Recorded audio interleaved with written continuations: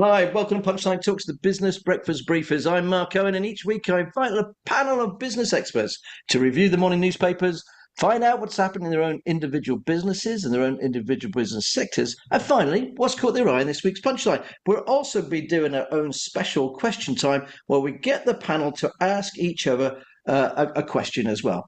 Okay, before we really start, I just want to thank our fantastic sponsors, Hazelwood's Accountants and Business Advisors. And like I say every week, we really couldn't do the show without them. Okay, let's meet the panel. We've got Michael Carter. He's the chairman of G Carter Co. The company deliver a comprehensive range of building and construction services throughout the Midlands, South and Southwest, operate in a variety of sectors, including education, residential, commercial, private projects. Values range from a few £100s to around 25 million. And this year, the company broke 100 million turnover. Wow, congratulations, Michael. With 200 staff, and I know it's a team thing. I know you'd say that, but it is an amazing achievement, hitting over 100,000. Carter's a wholly family-owned business with the fourth generation now leading the company. Great to have you back, Michael. We've got Mark Cummings. He's the ex-BBC Radio Gloucestershire breakfast presenter. He's a journalist, presenter, reporter, quizmaster. He's an author, and his first book, Glorious Gloucestershire, is now on its fourth print run. So big congratulations for that. So he's proven to be a big success. He's now a travel writer. So we find out from him his latest trips and the business side of writing a book. How do you find a publisher? How do you go about writing a book and making it a success? Great to have you on the show, Mark. We've got Vikki Walters, Strategic Lead Inclusion of Employment at Gloucestershire County Council, based at the city's Employment Skills Hub. We'll find out about the Employment and Health Summit that is taking place on December the 9th. Also about the Life Skills Forum that is planned for the Forest of Dean.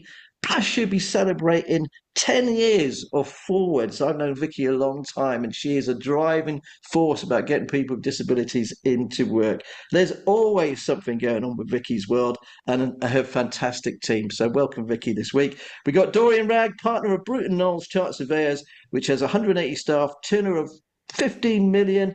Dorian is a commercial guru, well thought out throughout the county. He's just attained the fellowship of the Royal Geographical Society in recognition of his extensive use of geographical expertise in professional practice. See, I managed to say it all. Don't know what that means, Dorian, so we're going to find out all about that. We'll also find out about Gloucestershire's commercial and retail property sector and how it's doing. Last time Dorian was on the show, Gloucester appeared to be doing better than Cheltenham. Is that still the case? Okay, we'll find out from him. Okay, guys, let's see what's making the headlines. And unfortunately, it's this terrible story about the synagogue. Mark, we'll talk about that in a second. We got the Metro. Face of hatred, the eye, bravery of rabbi and worshippers save many lives. The Guardian, terrorist kills two people at Manchester synagogue. The Financial Times, two killed in knife and vehicle attack at Manchester synagogue. The Daily Telegraph, Israel blames Starmer after synagogue terror rampage. The Daily Mail, he was an Islamic terrorist. The Mirror, terror at the synagogue. The Star, synagogue knife killer. The Daily Telegraph, terror on holiest day. And the terror on Yom Kippur. The Sun, 7 minutes of evil. The papers have obviously got just one story. Mark, I'm going to ask you to lead on that today. Journalistically, there's the initial horror. And as you know, there's so many levels with this story, so many layers. And I know we're not going to go into all the politics of this, which some papers do, some papers don't. I was listening to Radio 4 this morning. I think they had Robert Jenrick on, getting a little bit political. I'm not going too far. In the days to come, the politics will unravel. One line, and I think a really connective line that a lot of the papers are going with, which is about the bravery of the rabbi and the worshippers saving many lives. This is the front page of the newspaper this morning. And I think from a journalistic point of view, when something massive happens with so many layers, what do you do first? And I think the bravery of so many people involved there is a narrative that's around this morning. But yeah, truly shocking story, as you know, and it is dominating everything. Other bits and bobs from the papers on a completely lighter note, totally different things. Lots of, in autumn, this is when the ratings come in. This is where people put their big hitters out. So every paper's awash with Strictly. It was interesting. I've watched it for years, but a couple of years ago I gave up because it was just so long. It went on for so long. I didn't have enough time, all the bits in between. So I've given it up, but I still know what's going on because every paper talks about Thomas Skinner. But all the other papers are talking about a new series of Peaky Blinders, and I've never watched it. And the question is, should I start right from the beginning? Do I go all the way back and start? So my mind is saying, give up Strictly, but start watching Peaky Blinders. So yeah, that's my dilemma for today. As a Peaky Blinders fan, you've got to start it from the Got to beginning. do I it, know have I? Michael. Yes, Michael, you watch it as well, don't you? I do. You've got to start from the beginning. I think Yeah. the early ones, the early episodes were better than the ones towards the end. Okay. Without a shadow of a doubt. Okay, thanks ever so much. Let's bring you in, Michael. Okay, what have you picked out from the papers? Thanks for that, Mark. Well, my big interest is training, always has been. We have a lot of people who work for our business who started as a apprentice carpenter or a management trainee on a technical program using Gloucestershire College for day release. And they're now directors of the company, senior managers within the company. They've created their careers with us. So I've always been a little bit against this approach of 50% of young people being encouraged to go to university. I don't disrespect, I admire people who go to university, wish them all the very best. But that focus, especially at the beginning, was decimated our cohort of new entrants, and it took a long time. It was almost like a mission of failure to do a technical program or technical training as opposed to going to university. Schools, everything was geared around how many students they could get to university, and I didn't ever think it was necessarily the right approach. Of course we want the best for absolutely everyone, but university isn't for everyone. So a reining back or a rowing back from that target, that approach, I believe it is something that we should recognise, that there were so many things wrong with it.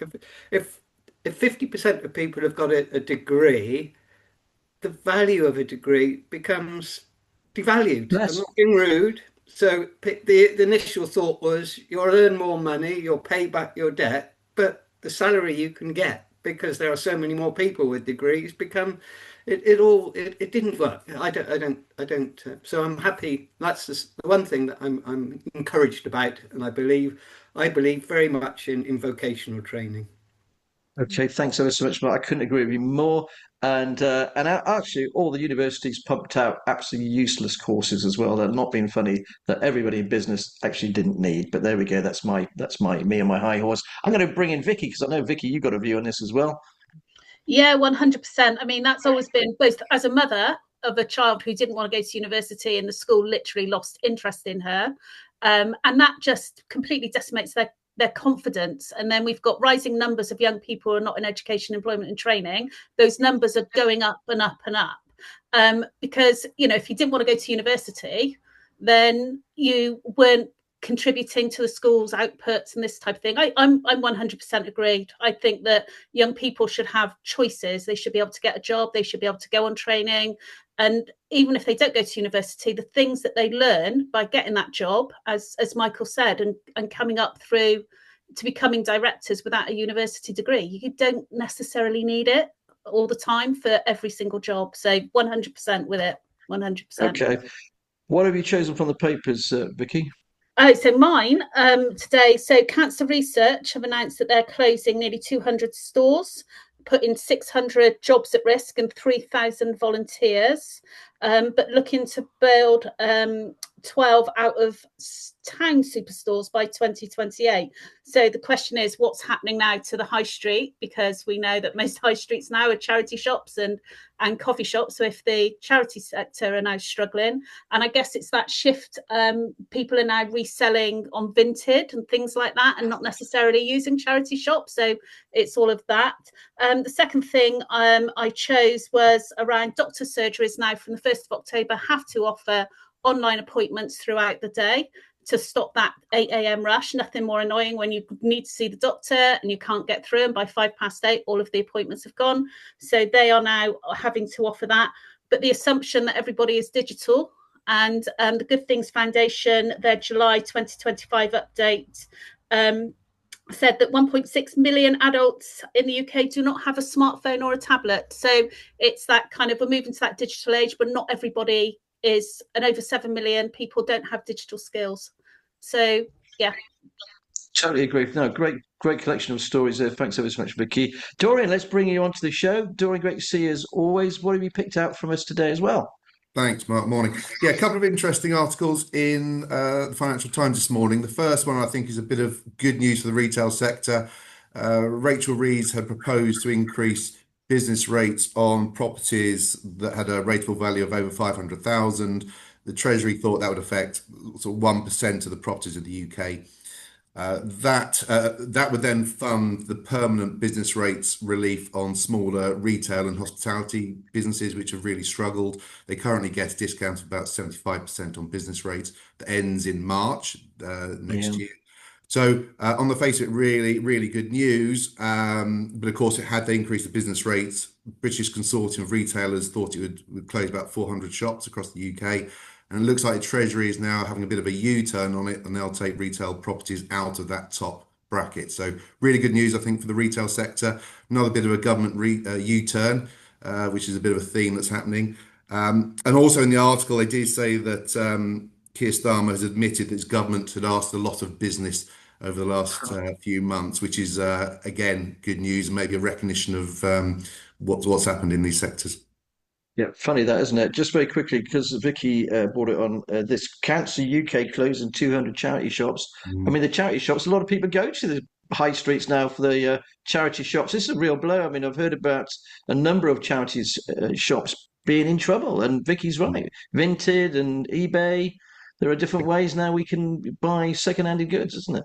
Yeah, but also we are seeing other retail operators come out back into the market again. It's reshuffling. It's a market that's going through a bit of it's re-gearing itself. It has to, and it's not all doom and gloom out there. There are some good news stories. Okay, no, thanks ever so much for that. That's great. Well, let's go over to Michael then. Michael, I mean, E.G. Carter's big success story, 100 million turnover this year. What's the secret of its success, Mike, as I bring up a screen of some of the stuff you're working on? Well, it's also our 80th anniversary this year. My grandfather started the company in 1945, straight after the Second World War. And we've been reflecting on the journey as it's our 80th anniversary. And I think what underpins us is our values and principles, and they all came from him. Try to do the very best you can, always pay your bills on time, look after your staff as best you can, get the job finished, try not to fall out with anyone, and always plan and do everything with a long-term view and a long-term vision. I mean, we've got some of the sites here. You can see these pictures. This is the amazing building, Saffron. It is indeed. That you use, which I've actually been in as well. Can you? And I think a quiz question for you. On the front, you can see the fenestration and the columns of that have been clad. That is a theme. Wonder if anyone can answer the question. The theme. Yes. Oh, okay, right. I can't. Okay. It's Morse code to spell out the word saffron. Very clever. Very clever. That was the architect, not us. I can assure you. That's Robert Limbricks. Indeed. So, are they building this second side on the left-hand side here, Michael? Not at the moment. Not at the moment. No. How long did the build take? Oh, it took about 18 months all told, and we right.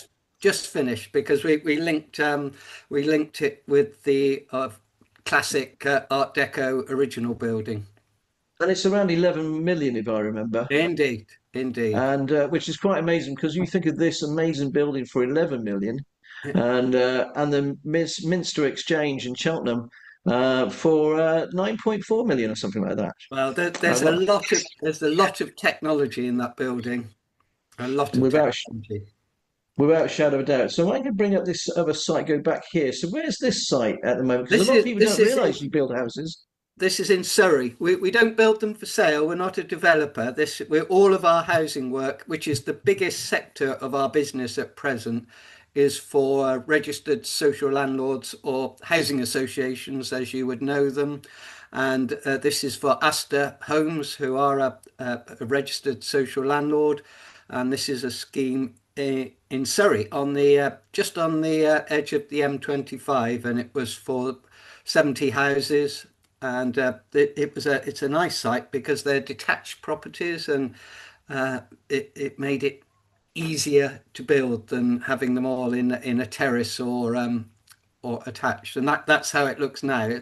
That is a picture. It's not an image. That's a true picture from a drone of the site as it is coming towards completion.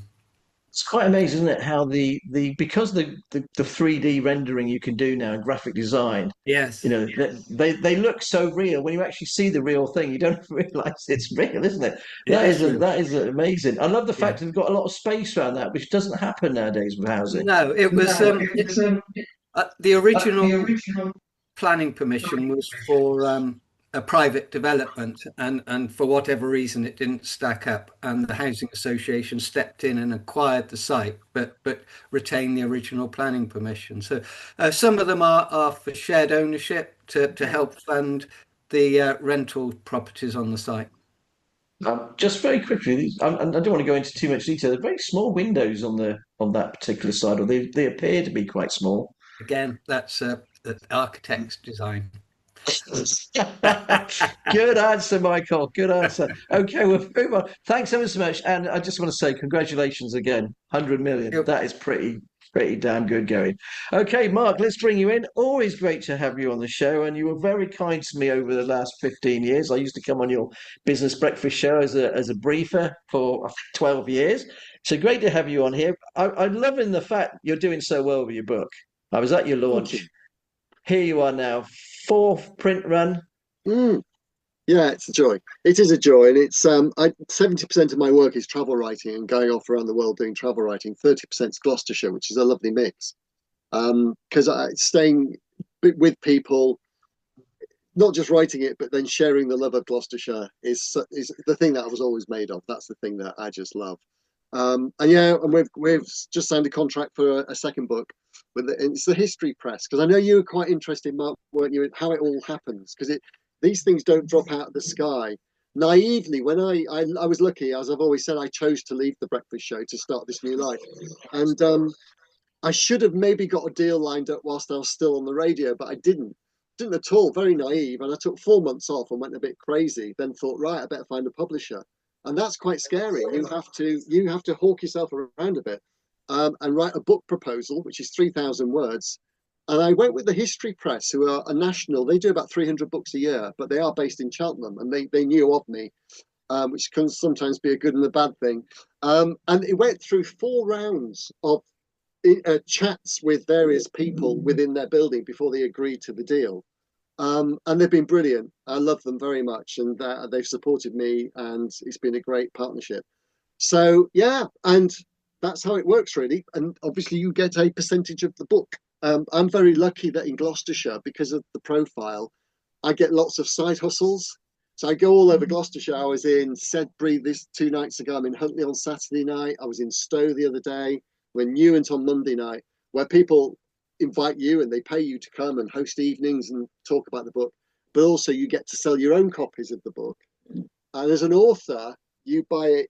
Every author can buy their own books for half of the retail price, with the agreement you sell it full price. So yeah, I have a lot of side hustles as an author. And just as an author, it's quite difficult to make a living out of it. I tell you what, Mark, we're turning him into a businessman, isn't he? He's slowly becoming one of us guys. Now, I've come over. Very quickly, Mark, I know you've just come back from a cruise. Can you just tell us a little bit about that as well? Oh yeah, I will be brief because I've done Japan and I've done a rail trip around Europe, and every story you do as a travel writer, it needs a story. And I'm not a fan of cruising, and I hosted a company at Cheltenham Racecourse at the Travel Festival and I admitted to them, I said, look, I'll host you, but the thought of going on a cruise, is not my favorite idea. And they said, you're a perfect host because so many people feel like that. And it's a company who are called the Small Cruise Ship Collection. Lovely group, and they have sent me off around the Greek islands, the Cyclades Islands, on a small ship. It's a sailing ship, and there's only about 30 people on there of all nationalities, and we got to explore all the islands and hike and walk. So I did enjoy. It did change my mind about the smaller cruise. So always nice to have a story and a narrative behind your adventure. I tell you what, I couldn't think of anything worse. Just like as you were alluding to there, I couldn't imagine being on a big cruise with a load of people I can't stand, trapped at sea forever. A bit like being in some forces camps I was at. But anyway, thanks ever so much for that, Mark. Great to see you as always. Dorian, let's bring you in. Let's talk about the commercial. Well, first of all, congratulations on this award that you won, the Fellowship of the Royal Geographical Society. Thank you. What is that?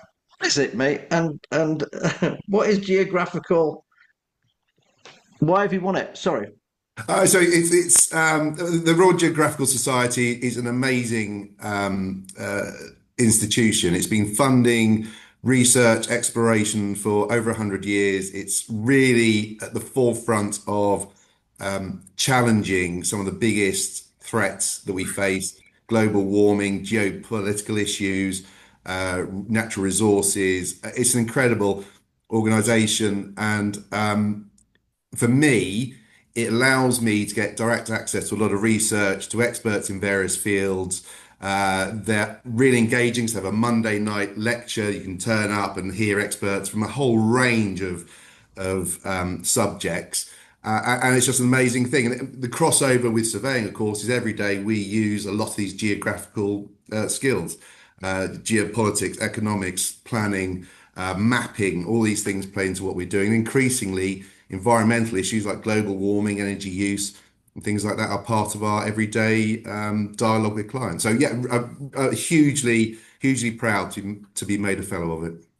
Yeah, and I'm really glad we could run that story for you a couple of days ago as well. Thank you. Dorian, the other thing I want to talk to you, congratulations. We just got Patch into the forum. I say we, I mean, Yeah. obviously you just got Patch into the forum. You got Fast Host there now. What's the property market looking like in Gloucester and Cheltenham, commercial and retail? It's tough out there. I think every sector is hesitant. I think there is a lot of uncertainty in the world. Even smaller businesses now look at the global picture, and it affects their decision making. And there's a lot of economic headwind, isn't there? It's very difficult.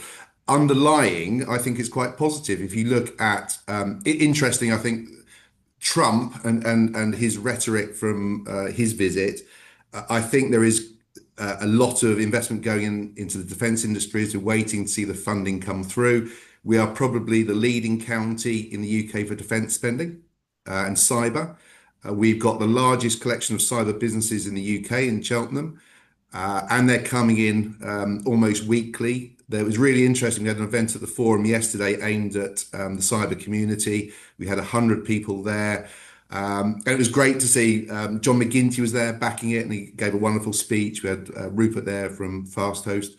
So I think there's a lot of good news in Gloucestershire underlying. I think there's a lot of positivity. We need it to start playing out. We need stability across every sector. There's too much changing, U-turning. And it's interesting what Michael was saying about the apprenticeships. There's lots of people out there who want to take apprentices on, including us. But the cost of employing them now is so ridiculously high. We can employ trained surveyors for the same level. So there needs to be a bit of rebalancing. But I think in Gloucestershire, with all the development going on, we have a lot to be hopeful for. What do you think of the lounge taking over the chambers? I mean, you obviously must be well chuffed with that. What a great thing. Other than I was trying to put them in Station Hotel. Other than that, yeah, it's fabulous, isn't it? That's the north side of King Square, which I learnt yesterday is the same size as Trafalgar Square. I didn't know that. That's the north end of that now sorted. We've got the post office coming forward on the south elevation. Lots of interest from developers, and that including from the southeast, which is really interesting if you think about that. They're coming away from that looking for investment return, and we're high on the agenda for them. And that means that all sides of that square are now being redeveloped or have been developed, and it's going to be phenomenal. There's a lot of positivity in the room yesterday. The university is obviously open now. That looks fantastic. Forums filling up. Yeah, again, I think it's brilliant. I think that's the thing. I think people look for the negatives, but there's so much positive stuff going on. University itself, 4,000 students. In the Amazing. end, all those tutors. I mean, come on. There's gold. There's gold on these high streets. I'll tell you. Okay. Absolutely. Thanks ever so much for that, Dorian. Keep up the good work, mate. Vikki, let's bring you in because you're all about recruiting, helping people into work, aren't you? And you must be pleased with these sort of developments as well. Yeah, no, absolutely. I mean, it is positive. It is tough. And we know that the job market is getting smaller at the moment. And rising unemployment, etc. But yeah, so this year we celebrate the 10th anniversary of Forwards. So Forwards is a supported employment service which supports people with disabilities, health conditions and other barriers into work. So we've been going 10 years, funded by Gloucestershire County Council. So, a real investment by the council in making sure that people have, or everyone has an opportunity, to quote our kind of the end line of our films, to participate in the labour market. Because, not being funny, to get people with disabilities, to get anybody into work is difficult, but especially with people with disabilities, because, I've worked with you in this sector since I've met you, haven't we? And some of the, so I've seen the changes for the company and the people that actually take these people on. Can you just explain a little bit for us, for our viewers? Yeah, so it's not just disabilities. We've expanded. We started off nine staff. We now have 70. Over the next 18 months, that'll rise to nearly 100 people. So we started with people with learning disabilities. We then grew, and like I said, the Employment Skills Hub came in 2021. We've had over 4,000 people through the doors of the Employment Skills Hub in that time. It's available for any resident. So it's about recognising people as individuals and what they can do. So looking beyond, yes, somebody might come in with a disability, but that actually can be advantageous. Look at GCHQ and their kind of high levels of people who are neurodivergent, kind of because of the skill that they bring. So we work with young people who are not in education, employment and training. So we have our Life Skills Forum, which you kindly covered for us, running in the Forest of Dean. So we run those across the county periodically. And that's aimed at just re-engaging young people. And that's part of the problem. They're just not engaged. But it's about making those adjustments, and adjustments can be tiny, they can be major, but it's about kind of changing perceptions, opening minds and saying, look at this person, what can they bring to my company? What advantage can they have to my business? So that's the work that we've been doing really with employers and business over the last 10 years. And they get a lot of support from the council, doesn't it? You don't just give somebody with a problem and go, okay, that's it, I've got rid of them now. It's not like that, is it? We never lose. I say we never lose a customer. So essentially, basically, once somebody comes in, we work with the employer, we work with the individual, but then at any time the individual can come back to us if there's an issue. But it's making sure that we have that right. So 85% of the people that we place into work stay there for at least 52 weeks. And that's a huge thing. Now it's about getting it right, getting that kind of mix. We've just launched Connect to Work, which will help 2,800 people over the next 4.5 years, funded by central government, Department for Work and Pensions, for people with quite complex barriers into going into work. So we've just launched that. We work very closely with our health colleagues. So there's a lot of change going on in that sector at the moment. So trying to do that early intervention, people who are in work, helping them to stay in work. So we also work in that sector as well. So if an employer has somebody and they want to talk to us, they can do that. And we have our health, well-being, employment, health, well-being and inequalities summit on the 9th of December. And that brings together everybody involved in this sector. So we have about 80 people, hopefully a few more this year, coming together and saying, what can we do? It's about collaboration, working together. And that's very much our ethos. We don't do this on our own. We don't dictate. It's about working as a county. And to be honest, Gloucestershire is quite far ahead in terms of the national picture in the way that we work in this way. So we've been very, very lucky, both with the council and the ICB, in kind of driving this forward. I just want to say, I think you've been very modest there. Actually, I know that Gloucestershire is actually leading in the country and what you're actually doing there. So, congratulations to you and your team and the council, by the way. Okay, thanks ever so much. We're going to open the panel up for some questions now. Has anybody got a question for somebody else? So it's question time. I should have a little sign. Can I ask you a question for Michael? Yes. Michael, I loved chatting to your company over the years. I was doing a gig near the Severn Bridge this week, and it reminded me of the Hands That Built Gloucestershire feature we did, where so many Gloucestershire hands built the Severn Bridge back in the 60s, an Albury power station. We did a thing about call in if you're a member of your family or you helped build an iconic building in Gloucestershire. And I just wanted to ask you, which building or buildings, when you drive past them, are you most proud of that leaves a legacy for you and your company for decades to come, when you see it and it was our hands, my company built that? Which is the one that makes you feel the most proud? Oh, good question. There are several. The one that I like is the one at the bottom of Southgate Street, which was originally the Language Immersion Centre that was attached to Blackfriars Priory. The architecture is magnificent, the way it links the old and the new. It was just disappointing that when it was completed, the Language Immersion Centre as an idea didn't really grow and develop. But that's an iconic building. I do like that one. Brilliant. And Michael, do you know, very quickly, that's where Vikki is based? Yeah. That is the Sports Hubs now. Yeah, there you are. And I've always loved that building. I remember it when it was Glick and the Immersion Centre, and it was amazing, the stuff that they had in there. And I agree with you, it was a real shame that didn't continue. But yeah, we're based on the top floor there. Yeah, and with adult education. You were to be invited back for a coffee, have a tour. Yeah, come in. Bye, Michael. Thank Anybody you. else got a question? Mark, I've got a question for you, if I can. Do you miss, I'm not sure whether the limelight is the right word, but do you miss Radio Gloucestershire? I miss the listeners and that connection, but the book has given me that. I think when I left, my body was ready to stop. And I've got all these other things I really wanted to do, which I'm doing. So I'm very lucky, but that doesn't account for the heart. And the book, it takes me all over Gloucestershire, meeting people and having that connection. Lots of people who used to listen to the show. So I don't lament it. I celebrate it because I loved it so much, but I was so lucky to choose to leave. But even though it's the right decision, it's still a hard decision because it was such an emotional show.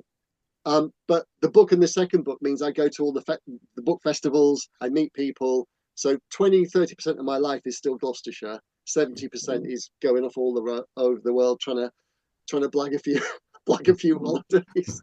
Yeah. So it's an interesting question. Yeah. But I do recommend cruising to you. I've been on 2 and I thoroughly enjoyed them.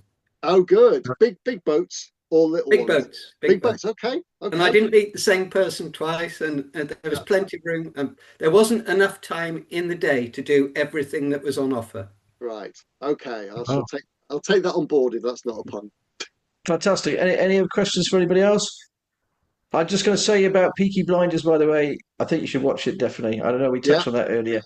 Dorian, just very quickly, because you did mention the post office. I don't want to put you on the spot here. So what's actually happened with the post office? Is it actually closing? No. It's the building's owned by Trillium. They extended the lease in the summer to the post office for another 5 years. It's inside the Act, so they're protected. As far as we know, they will continue to trade from there. So the upper parts are vacant, ready for redevelopment, but the post office has the whole of the ground floor, something like 4,000 square feet. Oh, thank goodness for that, because it is a great building and so well used. Of course, now it's right next to the university. You probably have even more people using it. Absolutely. The post office has put a franchisee operation in there, RF Retail, that I think have taken over 100 post offices. They might put something alongside it to try and make it a bit more profitable, I'd imagine, and improve the retailing there. But no, as far as we know, Mark, they'll stay there and they're a good anchor tenant for the investment. A lot of people don't realise also that Gloucester City Council own 56 properties in the city, and there's a lot of them in that King Square. So Yes. they actually can control now the quality of the product that is going in there. Yeah, which Yeah, is why absolutely. But they the don't own, lounges. critically, Mark, they don't own this building. Ah, They right, don't, okay. they don't own this one. It's Trillium. I know there's been some conversation about that, but it's not owned by them. But maybe, you know, it could be built into a bigger redevelopment. Okay, thanks ever so much. I will ask you about Wilco, but we do that another day. That's Off quite the record. exciting, but yeah, another day. Oh, oh, I want to know now. No, you can't. You have I to feel keep I'm an eye. teasing you, Keep an eye. Mark. It's worth the wait, though. He's been teasing me a long time about Wilco. Who ever get excited about Wilco? I've been so excited about Wilco for a long time. But also, there's so much stuff going on in Gloucester at the moment. We are so leading the way. I feel never felt more from the regeneration company that we could see it all. You know, after 20 years, we could see it all happening. It's just brilliant. And you talk to that guy who's just taken over Patch, so enthusiastic for our city. It's just wonderful to see someone new coming in with that vibe, you know. Anyway, unfortunately, that's all we've got time on the question side. We are over time as we normally are, but I can't stop you guys. Let's pick of the punchlines very quickly, 30 seconds each. Michael, what have you picked out from this week's pick of the punchlines? I picked up on Steve Cottrell going back to Cheltenham Town, and I wish him all the very best. I remember his time there first time round, but I just posed the question, is it right to go back? Not sure. Bet Mark wouldn't go back to the BBC no matter how much money they chucked it in. Vikki, what have you picked out for the papers? For Punchline? Punchline, would you work if you didn't need to? And of 2,400 people currently working, 51 said that they would continue working. I would, if I didn't need to work. I think I would continue. I posed the question, kind of like, would you continue working? Okay, I'll ask everybody. Will you continue? Yeah. Well, Michael's never going to stop. But yeah, I think we all would say that. We're all that kind of people, aren't we? Dorian, what have you picked out from Punchline this week? Not your own story. I'm staying with the theme, Mark.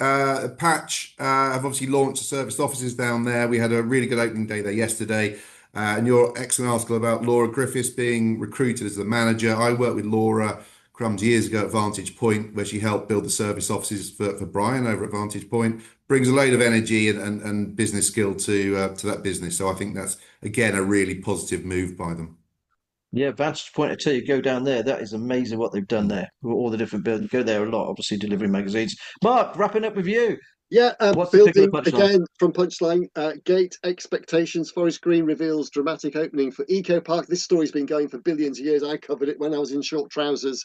The funniest time ever I interviewed Dale Vince about this is when he said, we had a big row about planning with the county council, and one of them suggested we should build it near Junction 12. And he said, I don't think building a wooden structure next to an incinerator maybe is a very good idea. So a little bit of humour there from Mr. Vince. I talk about Gloucester very briefly. History Festival was great. Lovely to see you there. The city was buzzing, and I can't wait for Sunday back at King's Home, first home game of the season when the city will be rocking as well. Okay, do you want to give us what do you reckon the score will be? We'll beat them by about 5 points. Okay, good stuff. Right, well, that is all we've got time for. I just want to say a big thank you ever so much, guys, for joining us early this morning. Thank you to my wonderful panel. I'd like to thank our wonderful sponsors, Hazelwood's Accountants and Business Advisors. Also, for all of you for watching. If you like the show, please like, share, and subscribe. And remember, we'll be back again next week. In between, it's all in the Punchline. Thanks ever so much for watching. Bye.